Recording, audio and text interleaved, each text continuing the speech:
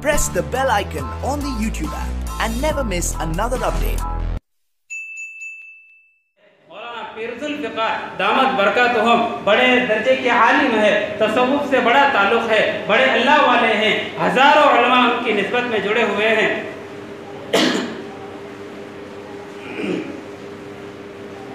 हज़ारों उलमा उनके निस्बत में जुड़े हुए हैं। अपनी किताब के अंदर एक वाक़या उन्होंने लिखा है, जब वो उस वाक़ये को मैं पढ़ने लगा, खुदा की कसम मेरे रोंगटे खड़े हो गए और मेरे आंखों से आंसू जारी हो गए। उस वाक़ये को मैंने पढ़ा है दोस्तों।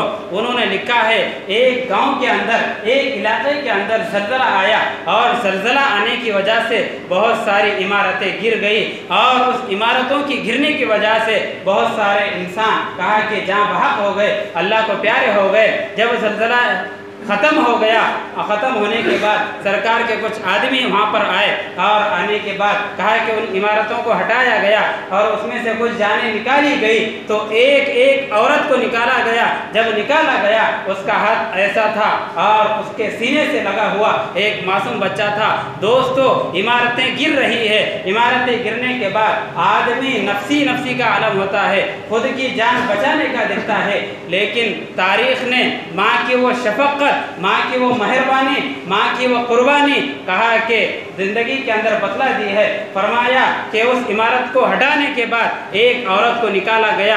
वो एक बच्चे की माँ थी, उसके हाथ ऐसे थे। कहा कि जान जा चुकी है, कहा कि अल्लाह को प्यारी हो चुकी है और साथ में बच्चे की भी जान जा चुकी है, लेकिन हाथ ऐसा है। और उसके सीने से लग कर के उसका मासूम बच्चा कहा कि दूध पीते पीते उसका इंतकाल हो चुका है।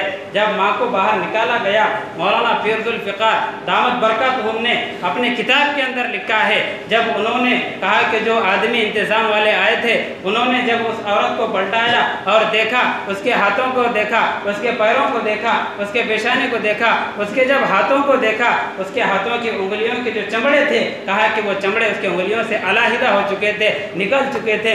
रिसर्च किया गया, गौर क़ौस किया गया कि आखिर इसके उंगलियों के चमड़े कहाँ गए, किसने खाया।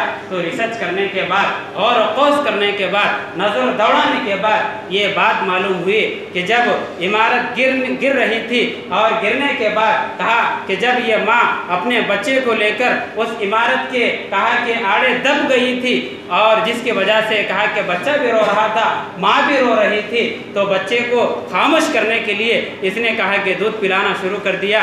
और दूध पिलाना इतना पिलाई, कहा कि इसके सीने के अंदर दूध ख़त्म हो गया।